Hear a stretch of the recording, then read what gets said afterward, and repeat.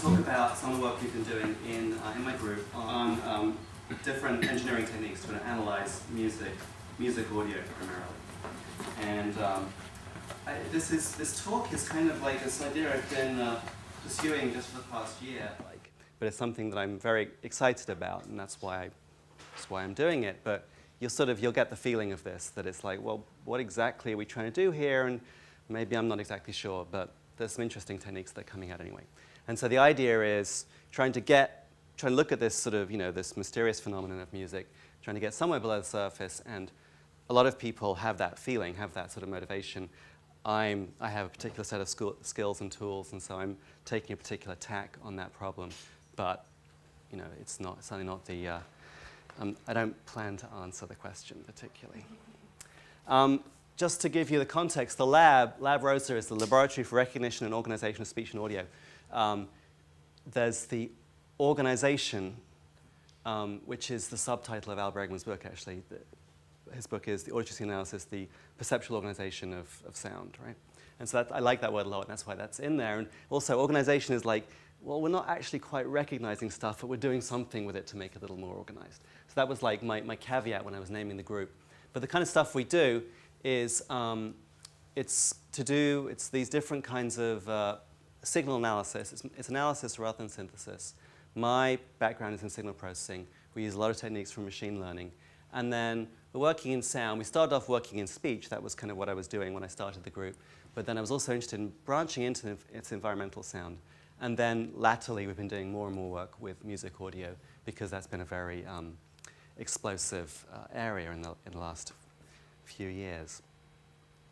So where's this work coming from? I think the reason that the field has been exploding is largely because of the iPod and similar kinds of devices. As we're all very aware, suddenly music has become a very malleable or very easily managed data form for current electronics and computers. And so the phenomenon of portable MP3 players has had a big impact in terms that it's created all these new kind of demands and problems for people to solve. So the information management problem, which is really what has driven a lot of the music information retrieval effort recently. But at the same time, it also these things present new tools for working on existing problems, like the problem of what is music. And so that's kind of that's less obvious, but an interesting thing to look at. And so the real starting point for this work is, okay, suddenly, without even trying, you've got as much data as you could possibly think about processing just sitting there on a hard disk. And so if you've got, this is my iPod as, back in the days when it only had a 10 gig capacity, but it's already like 5 days of audio. And then a reasonable size data, it's not hard to collect a database of like 100,000 tracks, which is, getting on for a year's worth of audio. Seems like there should be something interesting you can do with that. Seems like there should be some kind of data mining, pattern analysis that you can get out of that to give you some interesting insights. And that's really about as specific as the motivation is getting. It's just like, well, what can we do with that? How can we pull it out? And so just the rest of it is all trying to kind of think of some good answers to that. And as you'll see, I don't think we've really got that fully. I don't claim to have gotten there. So I call this talk Mining for the Meaning of Music. And that's and I was very nervous about that. I actually discussed it with Steve. Because I'm not really going to talk about the meaning of music, that is, what is music? And so there are two ways of parsing this. We can either talk about the meaning of music as the sort of the effect that it has on a person, what goes on inside someone's head when they listen to music. That's kind of like, like the meaning of life or the meaning of, that's typically, that's the most obvious sense of the meaning. And that's not the one I'm going to talk about. What I mean by this is what is denoted by the term music. Okay, so there's a word, music, and it refers to a set of phenomena like sound waves.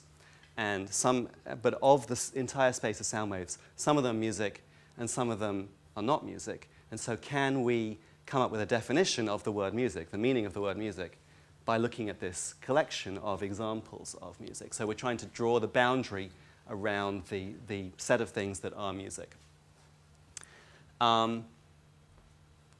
that's the main topic of this talk. I'll talk a little bit about some of this sort of other stuff at the end, sort of, other things that music does to people. So if we're trying to find a definition for the music signal from a bunch of examples, it seems like one thing to try and do is to actually try and identify portions of those examples which are reused, or structure or something in that data that is, occurs more than once. That would be kind of like a starting point as to those are the things that are specific to the music. And so one example of how you could pose that question is to say, okay, what are the most popular chord progressions, or what are the most popular melodies, or other things, what are the most popular instrument sets? The point being that in any of those questions, like you can talk about a set of chord progressions, and there's like, you could define a representation where you have random sequences of chord progressions, or an unconstrained set of, you can have any chord following any other chord. Most of those don't occur very often and sort of don't really fall into this category of what we're trying to define as music. Of course, they will be very interesting music in a kind of avant-garde sense, perhaps, but they're not sort of within the boundary of what we're trying to draw. So that's a reasonably well-formed question, and the idea is that in a sort of simply defined representation of like all possible notes. So imagine like if you just take a set of little note glyphs and drop them on a score, you can get something which is maybe realizable, but it isn't. But most of the time, it won't be music. So there's this very small set of all the possible random orientations of notes, which is sort of falls into sort of the normal recognizable definition of music. And so it's the idea of trying to pick out this small subset from the larger, all-encompassing, unstructured space. And in particular, using this very large collection of examples to do that. Okay, so we've got this, basically, if we had the right space and we had all possible music, we could sort of put all those music points in this space, and we'd sort of see this surface, this high-dimensional manifold, and that would be the definition, the subset of all possible points that are music. And so that's kind of what I'm trying to do. And, you can say, why?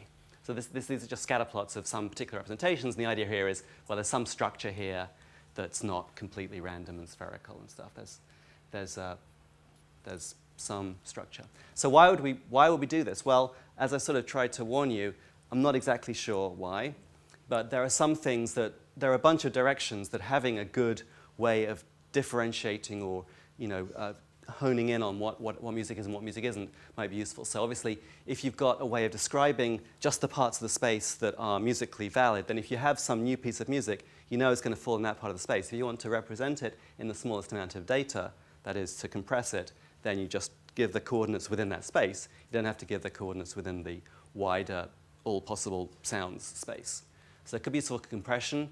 Classification, again, if you sort of cut out most of the signal space that's not relevant, and you're only talking about, the location within this now much smaller set of possible sounds, then you'd expect those descriptions to be getting more at the essence of what the music is. So it could be a more interesting space for just working with the music, and in particular, the nearest neighbor in this constrained space might be quite interesting, whereas the nearest neighbor in like the space of 16-bit audio samples will just be a slightly noisier version of the same sound.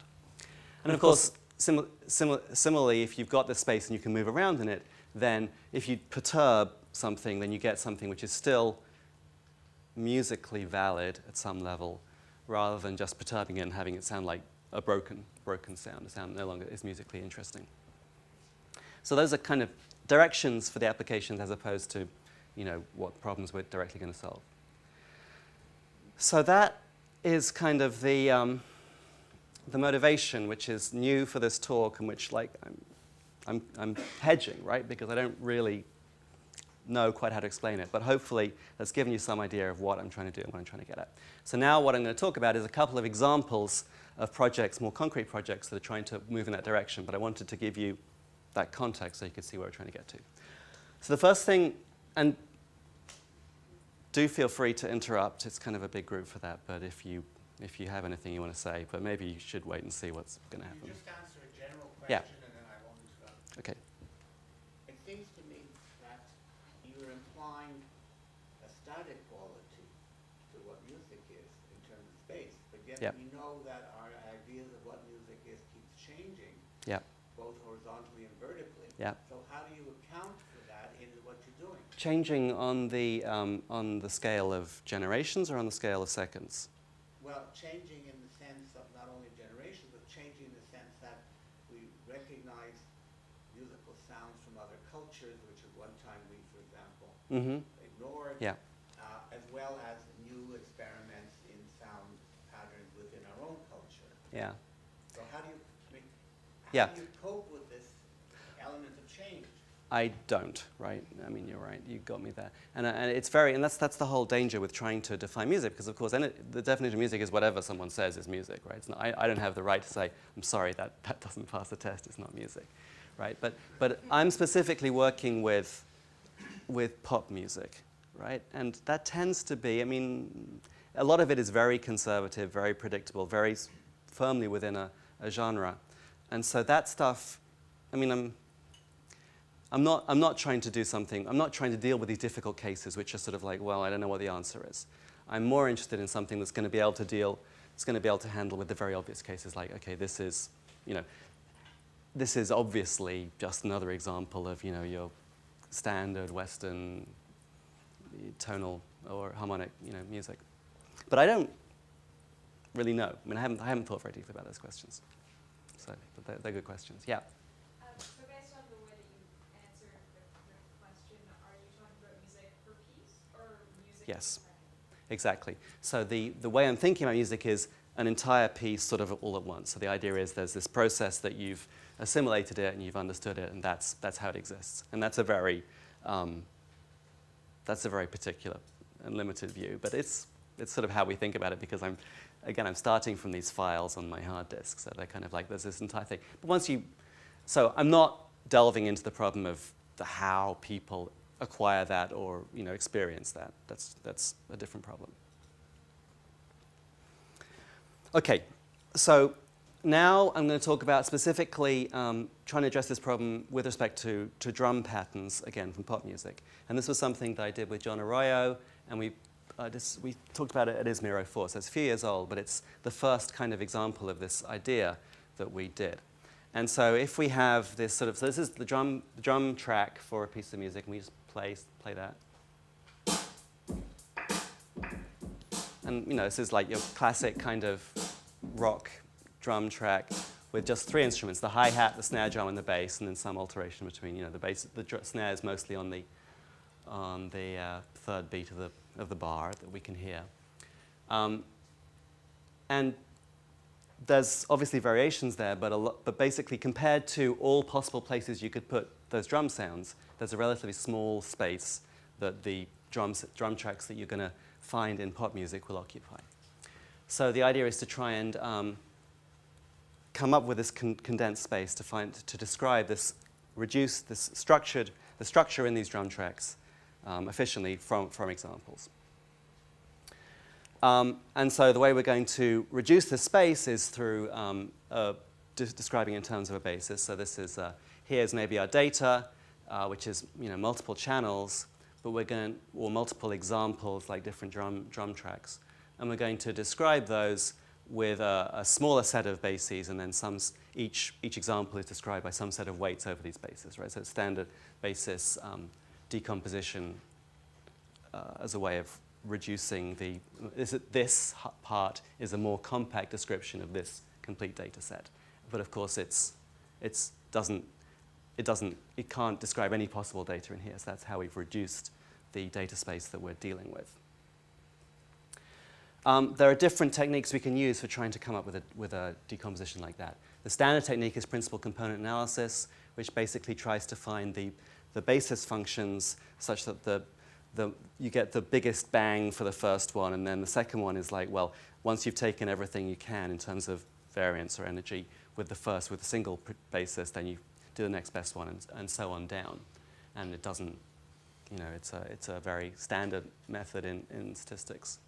Independent component analysis comes up with a similar decomposition, but with a slightly different criteria. Rather than just trying to explain the energy, it's also trying to make the individual sets of coefficients be as unrelated to one another as possible. So it's picking out different aspects of the signal in each dimension.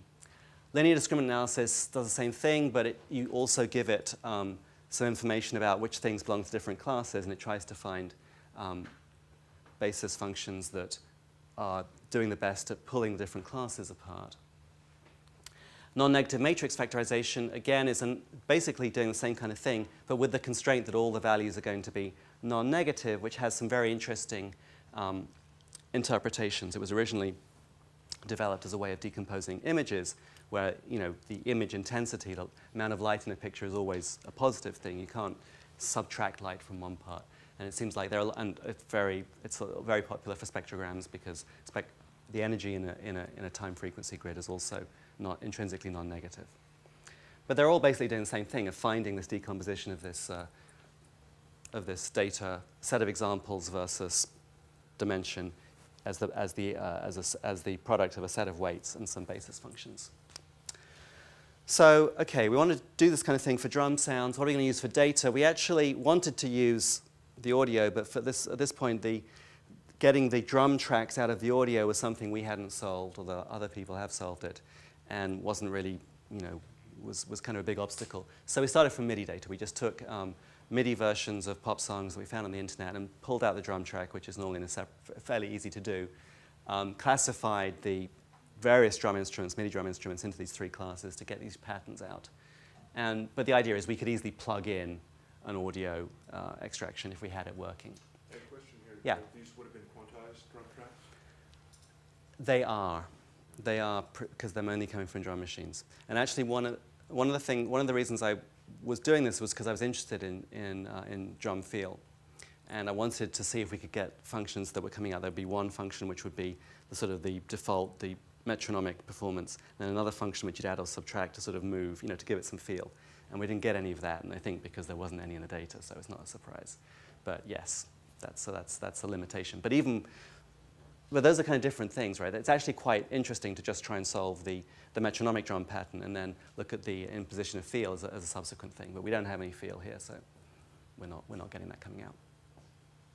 We actually use this representation where you can't quite see that here, but each of these little, it's this fabricated spectrogram. These are not on a grid. Like this is a dense sampling down here, and each drum sound has a little decay, has a little slope here. And that was so that if there was some small time variation, you could actually get that with sort of sum and difference of a starting shape and then one that moves it backwards and forwards. But that turned out to be not terribly important for the reasons that there wasn't a lot of micro timing variation. And then for each of our examples, we basically try and extract one summary drum pattern from each of our examples, just because we're just trying to get a variety of different drum patterns rather than get every pattern for every piece of music that we had. So that's the data, but in order to make this decomposition work well, we have to really align this data. We have to make sure that everything lines up. If we just take random snapshots of different drum patterns and then try and explain them with a basis, it's not going to work very well. Instead, we want to line them up so they're all on the same tempo and so they all have the same downbeat. The first thing then we have to do is to normalize the tempo. And here we assumed we had no side knowledge of the tempo. So we take this is our representation of the drum pattern. We then do a full-up autocorrelation on that. And you end up with this kind of result where you have a number of peaks. And it's a classic problem in autocorrelation that you get multiple peaks which are all kind of comparable, of similar height. And it's not trivial to figure out which one you really want. So to get around that, we just take all the ones above the threshold and assume, well, we know the tempo is probably one of these periods, we're not exactly sure which, so we'll just preserve them all for the time being. That gives us a small number of tempos to consider for each pattern. And then we have this problem of having to align them to get the downbeat in the same place. And the way we did that was this iterative scheme where we had a sort of a reference pattern at a particular normalized tempo. And then for our new incoming pattern, we resample it so that the tempo is normalized based on each of the tempo hypotheses from the autocorrelation. We then cross-correlate. We just basically slide this reference pattern across the whole thing. And when it lines up, just take the inner product. So when it lines up, you get a big peak. And And basically what we're going to do is we're going to look for the largest of these peaks out of the whole excerpt, and we're going to say, okay, that's where this particular pattern lines up best with our reference pattern. We'll copy that, and that'll be our representative for this thing, for this particular example. We'll do that for each of the tempos, but whichever tempo gives us the biggest peak is the one we'll keep. We'll do that for all the pieces. We'll take these extracted patterns, average them together. That'll give us a new reference pattern, and then we repeat. And then eventually, when the reference pattern stabilizes, that means it lines up with the same place over 2 iterations. The whole thing is like converged, and we've got a single reference pattern. And that happened after, this is only 100 patterns we're using, but it happened after like 4 iterations. So we sort of have this bootstrap thing where we can align the patterns with themselves. And here's the extracted pattern for this particular thing,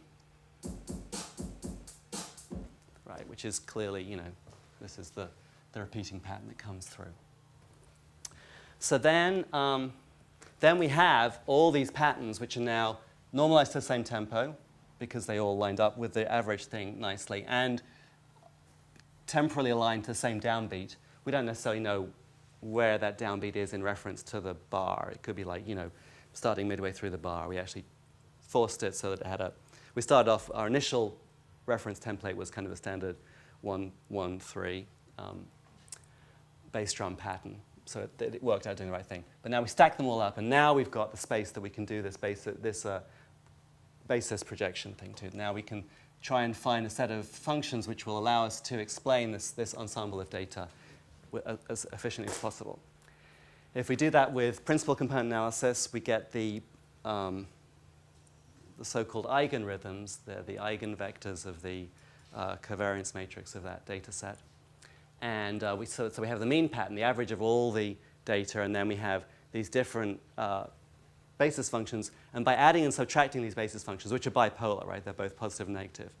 By adding and subtracting them, we can generate all the examples that we had in our basis set. And these are like, if you only give yourself 5 dimensions to do it with, these are the ones that allow you to get the best approximation to all your data from that. And so, and of course, the payoff of this whole project is to look at these things and say, aha, yes, it's doing that. So for instance, this one, and of course you can flip them over, so red and green are kind of interchangeable, but it just means that you're strengthening one while you're taking with the other. So this one is introducing these 16th notes, right?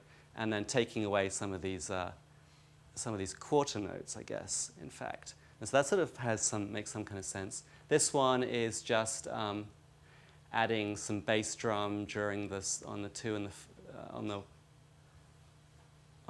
the 4 and doing some other stuff. But they're not all that interesting. So that was not all that exciting. But actually NMF, which was when we forces all these basis functions to be non-negative, gave a more interesting result in that now these are things that you add to the basic rhythm to get, or add to nothing to get different rhythm patterns. And now they're sort of basically saying, well, these are things that you add together. And so here we have the 16th notes, or the offbeat 16th notes coming in. But also there are different things which are coming together, and it's sort of saying that the most efficient way to generate these patterns we see is to add these together. And so we didn't do any deep musical analysis of those, but those are kind of interesting because you can listen to each of those as a pattern on its own. What we did do was we said, okay, well now we've got a way of taking these drum patterns and describing them with a much smaller set of coefficients, the weights of the basis functions. So you can, for instance, you can even describe them with just 2 dimensions here. And then we sort of said, well, maybe we can use that as a way of classifying them.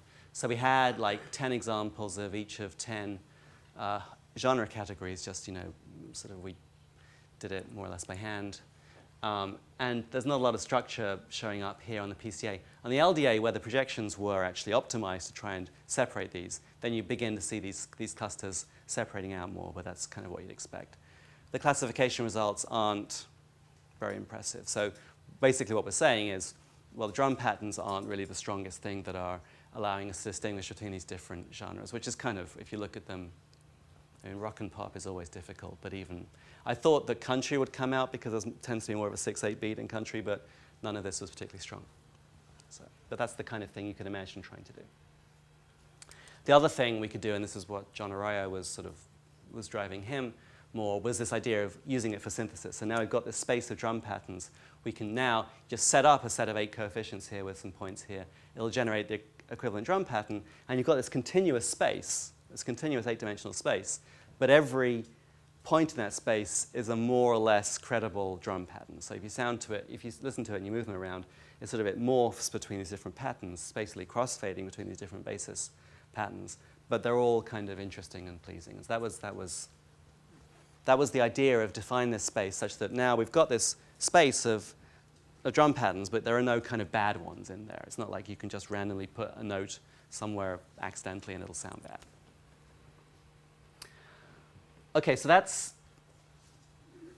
I hope is relatively clear of what we're trying to do and how it worked out. So then we're thinking, well, can we do this for something a little more rich than drum patterns? And so the first thing we thought about doing it was for melodies. And eigenmelodies actually, well, it's a term. I didn't invent the term. The term has a history, although it's kind of a weird one. But anyway, the idea is to sort of do the same thing. Take a bunch of melodies, line them up, and then try and get some condensed description of them. But the problem is lining them up is not nearly so obvious as it is for the drum patterns, because not all melodies are like going to be 2 bars long and repeating. And it's not at all clear how you choose the beginning points. So we thought the first thing to do was to try and cluster them together so that if you have melodies which are sort of similar, then you're going to sort of find out where they line up together and you're going to get these clusters coming out. So we just took a large number of examples of melodies. And again, I think we started off using just MIDI data, but we also had a melody tracker. So we actually did this of running our melody tracker over our database and getting a lot of melodies out like that. We then just chopped them up basically at random. And then we do some kind of clustering. We did VQ clustering, which is k-means clustering, just trying to find piles of melodies that sort of all line up together. And we actually used a representation, which was the discrete cosine transform of the melody contour, which allows us to allow transposition automatically. We don't require the transpositions to be the same. And these are the kinds of things we get as different clusters. And so what I've done is I've plotted every melody contour just as a note, a MIDI value against time. And you sort of see that you get these things where this is a long run down and then a sort of sustained thing. This one is like, I don't know, something that changes on beat 50 something. And then here's something else. I don't know. The sort of, you get the idea that these different shapes that it's finding. And sometimes there were melodies which sounded kind of parallel, but not very often. And they're just melodies and they're not very compelling. Yeah. Right, so we don't know where the theme melody is. We're just taking the whole piece, so we're just taking a little chunk out of the middle and trying to work with that. But we're taking a lot of them, right? But you're doing a random chunk. Yeah. And the idea is that we're going to miss the relevant melody most of the time. But that's OK, because we've got so much data that we're going to hit it some of the time. And if there's something in there and we hit it like 10% of the time, then if it's still regular, we're going to get a cluster coming out of that. So that didn't go anywhere particularly, but it did lead us to think, well, how can we try and do that more properly and more effectively? And that's kind of the recent work that I want to talk about. And time is moving on here, but let's see what we can do. So now, OK, we've got these ideas of trying to find this subspace to describe the music, and this idea of clustering as a way to try and set up the basis for that. But now can we actually apply this directly to our very, very large database of all these MP3s? And one thing it would be nice to do is to find these little chunks of melodic harmonic stuff which recur very frequently. And so the idea is to come up with these kind of cliches, these musical cliches which are very current, which are very recurrent, are commonly used in this database. Just because it would be nice to know what they are. Maybe. So if we're going to do this, well, how are we going to represent the audio? How are we going to do this clustering? And how much data can we really use? Can we come up with a scheme that's particularly efficient to allow us to use a very, very large amount of data? Because, of course, if we're trying to find these reused patterns, if we use too small a data set, then it's like, well, it's too sparse. They don't get reused at all. We have to use a very large amount of data so that if something is used like 1% of the time or some small number like that, that we're going to get enough examples to actually see it as a recurring pattern. So you don't know that it's not working until you've tried it on something really, really large. So here's the idea. It's sort of similar to the melody stuff, but now rather than using melodies, we're using chroma features and we're using beat tracking to represent the music as one feature vector per beat. We also, in order to try and make the data as regular as possible, we're doing some key normalization, so we're trying to take each piece and transpose it to a common canonical key. And then, in order to, rather than just choosing points at random, we are trying to take a slightly more systematic approach of having some way of finding some landmark in the music and taking our samples, our little chunks, in reference to these landmark points. And then we have this particular approach called locality-sensitive hash, which is a very efficient way for finding near neighbors in a very large data set. And that's going to allow us to tractably find the points that have the most neighbors within some radius on a large data set. So let's go through each of those points in turn quickly. Beat tracking, basically, we developed our own beat tracker. It's kind of basically the same as standard beat trackers. We take the spectrum, the spectrogram here, we look on a log domain, we look for the positive steps, so first order difference long time, only summing the positive parts. That gives us this onset envelope. We then autocorrelate that as we did with the drum tracks, which gives us this, again, sort of ambiguous periodic trace. We then weight this, and this curve, this weighting curve, was based on the perceptual data of Merlentz and McKinney, where they got a lot of people to tap along little short excerpts of music, and they typically tap within this range around 120 BPM. So that was actually a nice way of disambiguating some of these low-order peaks, because we're trying to sort of get at a tempo, which is the tapping tempo. We then pick the largest peaks in there, and that's our global tempo estimate for the piece. So I guess I can play you the result of the beat tracker here. So the original is just voice and guitar, and the beeps are the beat tracks.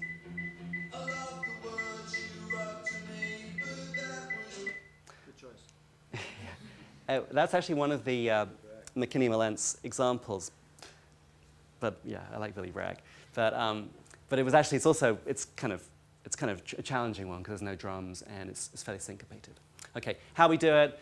Basically, we did this dynamic programming thing where we're trying to we have this objective function, which is we're trying to find a set of beat times that optimizes both the sum of how strong the beat was at that particular time and some function that reflects the match of the spacing between successive beats and our initial tempo. And it's very nice because you can actually optimize this, find the single best sequence of times in this very simple linear time algorithm that basically just recursively calculates it, because this particular form of this cost function can be calculated recursively. There's a paper in the special issue of JNMR on that.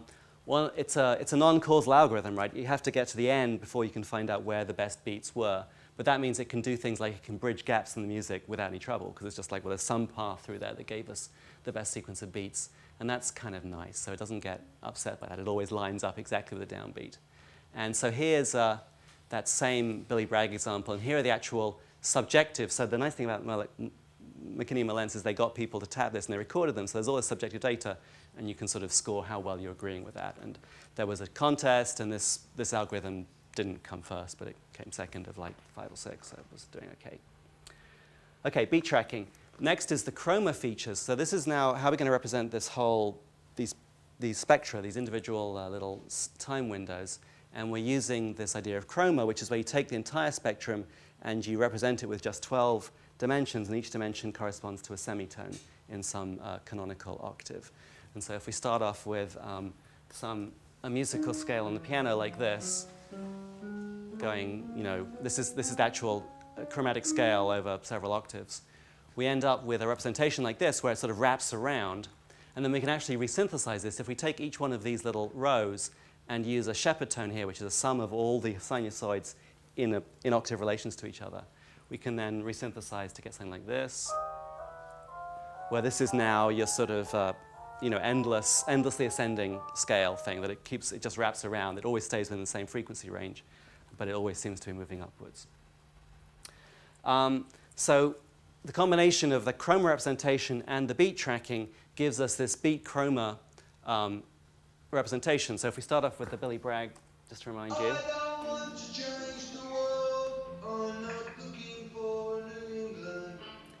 Then when so this is, you can sort of see it picking out the sort of the main melody line. These semitone bins are colored in proportion to intensity. And if we resynthesize this, we get this. So you can hear it's only changing on the beats.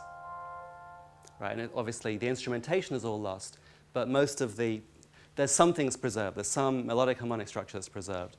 And that's basically what we're working with. And so now we're in this more condensed domain, but maybe if there are things that are musically being reused amongst our database, we can try and find it in that space.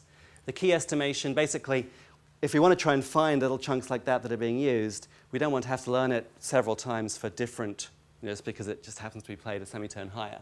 So we try and take our representation and rotate it so that they're all going to line up.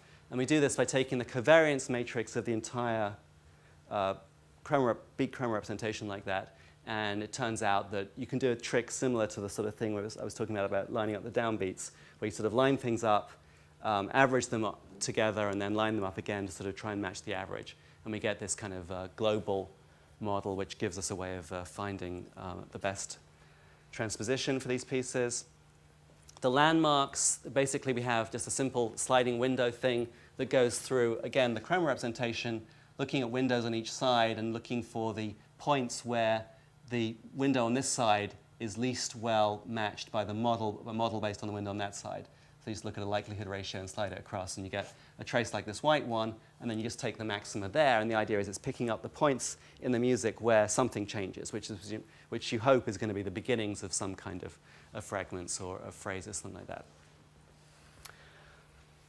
And then the final part of this whole block diagram is this locality-sensitive hash table. This is a really cool idea, and it comes from this this community of large database searching. This guy Peter Indyk at MIT. Although I found out about it from this work of Malcolm Slaney and Mike Casey, who have been sort of pushing it for our kinds of music information retrieval problems. The idea is if you've got a very high dimensional space, and you've got points which may or may not be close together. So the green squares are not close together, but the red dots are. If you take a projection of those points onto a lower dimensional space, okay, so it's like taking the sphere and putting it down, projecting it down on a piece of paper onto a straight line. If points are close together in reality, then they're always going to remain close together when you project them. If points are far apart, then if you are unlucky and project on the axis that joins them, they're going to look close together again. But if you do it multiple times from random directions, then most of the time they're not going to be close together. So the idea is you take multiple projections, and actual scalar projections from random orientations, then you look for the points that are always in the same quantization bin, always in the same hashing to the same value.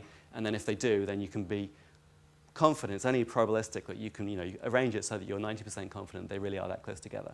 And so the interesting thing is you can pre-calculate all these quantization bins. So in order to search to find the nearest neighbors of a new point against a large database, it's basically a constant time operation. It's just a single quantization operation.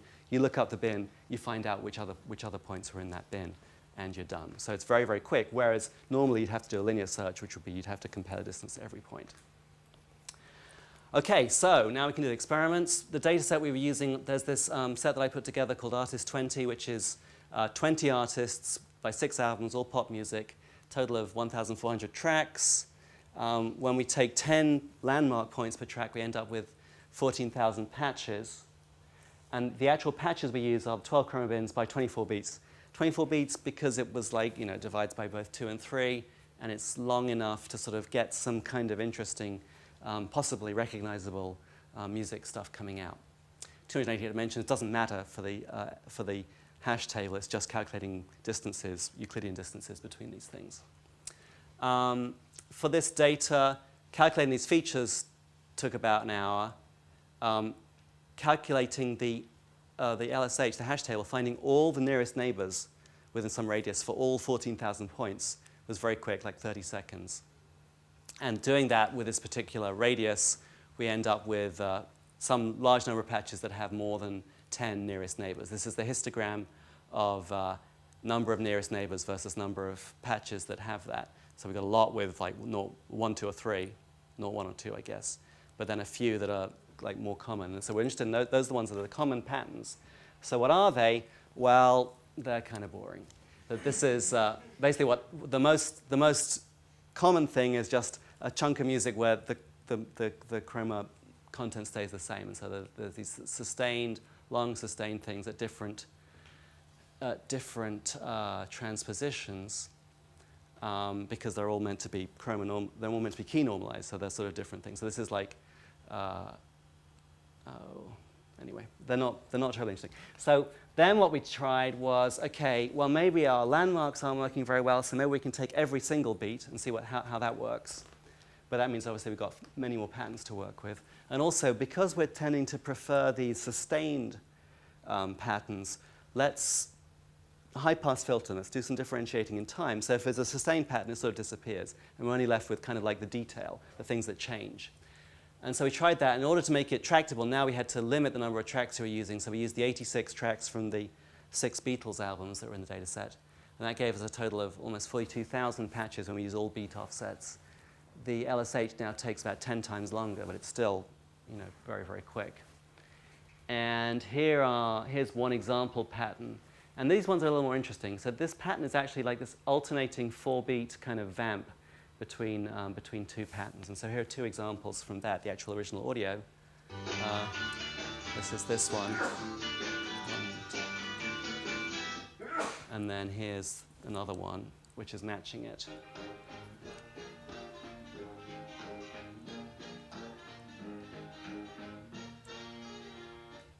So, and the idea is that you listen to those and you say, oh yeah, I now see they're using the same musical motif. And it's not as clear as I was hoping. But you obviously hear the rhythmic thing where you have this alternation going on. And so that is getting towards where we're trying to go to. Okay, so now we have one more go where why are we not getting a lot of repeated things? Or maybe there's still too much. We've tried to normalize out some of the variation we expect by taking these chroma, but maybe there's still too much variation. So we're going to further simplify the chroma. We're going to just take each column and throw away everything except the 4 largest peaks. Okay, so we're going to put a lot of zeros in the chroma. And also there's this idea that maybe we're using 86 tracks is just too few to find really recurring patterns. We want to use this whole database, but we can't use the whole 1.3 million patterns we'd get if we took every beat. So we're going to use the landmarks again, but now we're going to include, sometimes landmarks are sort of off by 1. The thing that picks up the transition points isn't very accurate, so we're going to use 5 points around each landmark. And then we're also going to use the high-pass filtering. So now, and here are the top 8 patterns that come out of this. We still get these sustained patterns coming out, but we're digging a little further down into the results. And we do get some more interesting ones coming out down here. You can see that a lot of them are directly after transitions, and this is because of the landmark thing. Landmark is saying, okay, this is the point where something changed. This is 2 points before, because we included these 2 points before. But I think some of this fact that we're getting these sustained portions is because the landmark is biased to find that. But anyway, we get this interesting one. So here's one, the most interesting one, number 55881. We can listen to the chroma version of that, so just running this back through our chroma synthesis.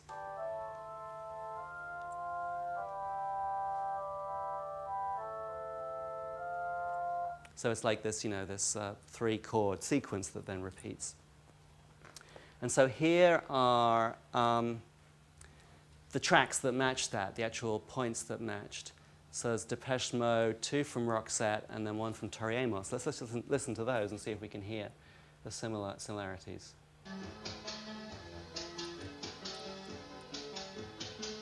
Okay, so there's the repeating chord sequence.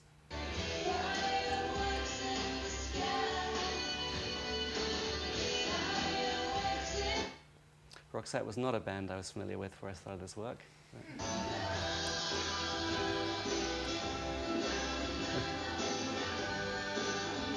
It's not exactly the same chord progression, although there are obviously some chords that they like, and then the Toriamos.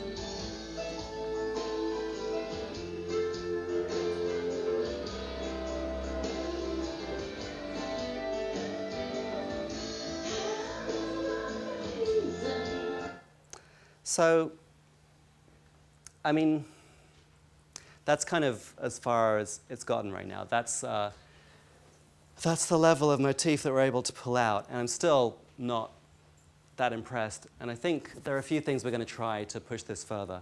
One is that, again, we're still like, maybe there's just the ratio of the variety that we can have in a patch of this kind versus the amount of data we've got there's too much variety for the amount of data we've got.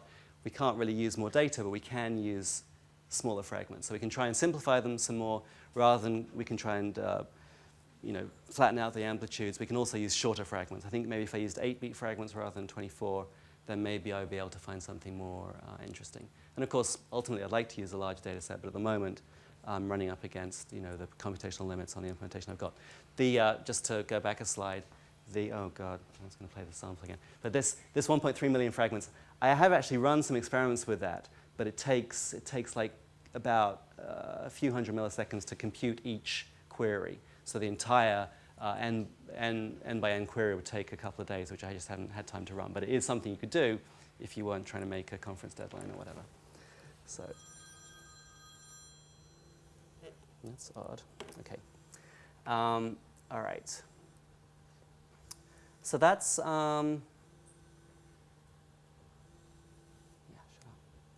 that's the story here. It's playing the sample on mute, but we just have to wait for it to get through. Oh, it's got 4 of them, that's right, OK. All right, so that's the basic idea that I was trying to get to, with this idea of finding the structure, mining for structure in music. And as you can see, it's still work in progress, but I hope you get the idea of where we're trying to get to, and I'm interested to get feedback on that idea. Just to finish off in the last couple of minutes, I just want to tell you some of the other projects we're working on in the group. We've done a lot of work on music similarity. Music similarity is a very good way to kind of motivate a lot of this work. Like, well, we're trying to analyze the structure of music so that we can figure out how to tell when pieces of music are similar, because that would be useful for helping people organize their collections or selling them new music, or depending on what you're trying to do. One of the actual nice motivations is this idea of having this future music marketplace where there are people creating music, people listening to music, and you don't any longer need a music business in the middle to sort of decide what the genres are and figure out who to market to. You can just automatically match your profile against every possible piece of music and find the stuff that you're interested in. But of course, that's a difficult thing to pull off. The work that Mike Mandel has done in trying to just build these music classifiers, there's a lot of work, obviously there's work here in this area. Typically the way you do this is, one way you might do this is by taking a piece of music, building some model distribution using, for instance, a Gaussian mixture model, and then you can look at a new song and see which model it's closest to. If you want to use that, if you use a support vector machine, it's a more powerful classifier, but it's a slightly messier procedure, whereas in a support vector machine, you basically end up with a set of examples, and then your test example, you can compare it against every one of your individual examples, and then the particular pattern of distances here is then computed to give you the match. These are the so-called support vectors.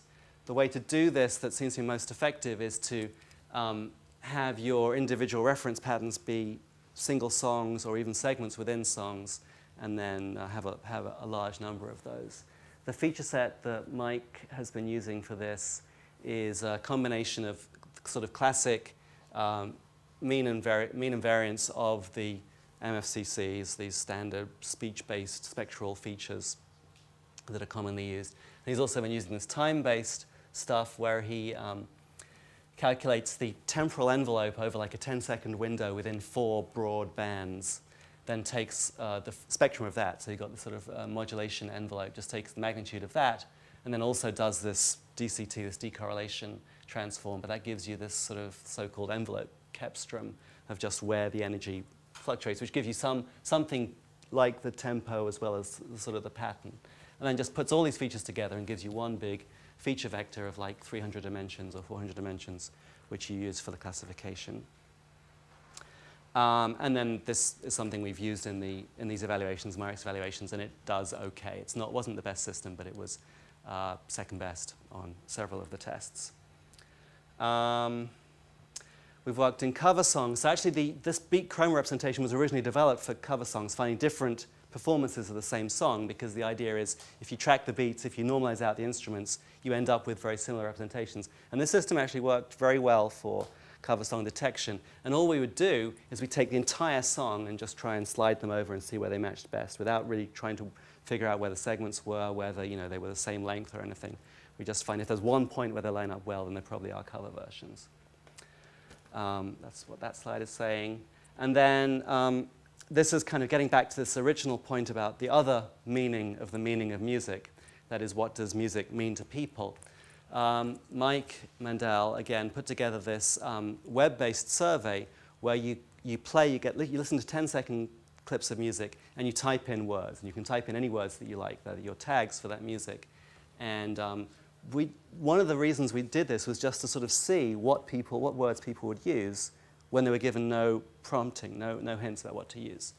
And it's always fun to do these web-based experiments, although it's getting to be a little bit of an overly exploited modality. We got several hundred users, a lot of unique tags, and so quite a lot of data. So we can use that to actually train classifiers. Do try this out if you're interested in game.majorminor.com.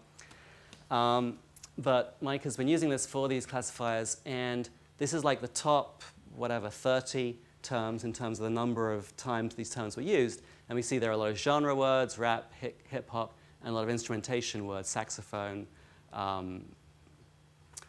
string, synth, guitar. And those tend to be those are the ones that people use most often. This is showing the performance of the classifier. So this is saying that this is on a test set where the guessing was 50%. Here we're saying, well, we can get 90% accurate almost on rap, and then coming down. If you're above 60%, then you're better than guessing. So actually, we're getting quite good results. I don't know how these compare to the work that Doug and Terry did, but it's similar kinds of work.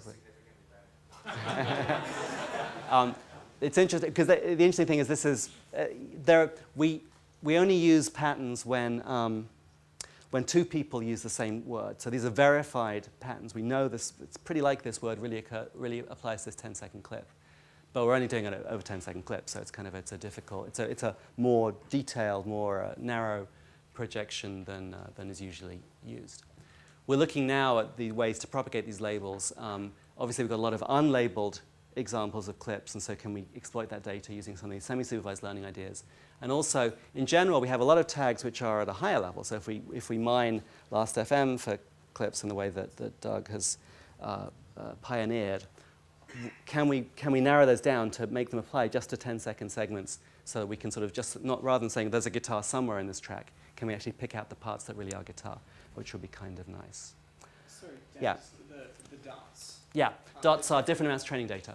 So this is using just 50 examples through to 300 examples where we had those available. And in this case, it got better. In this case, curiously, it gets worse. But on the whole, we're just looking at the effect of different amounts of training data.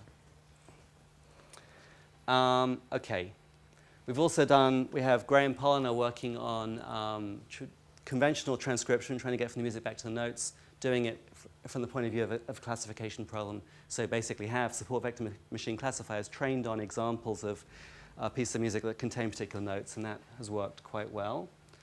I want to include this because this is some work I've been doing with Johanna and another student back in my group, which is doing alignment of MIDI performance to an audio so that you actually get the transcription from the MIDI, but then using that to go into the audio and pick out fine details.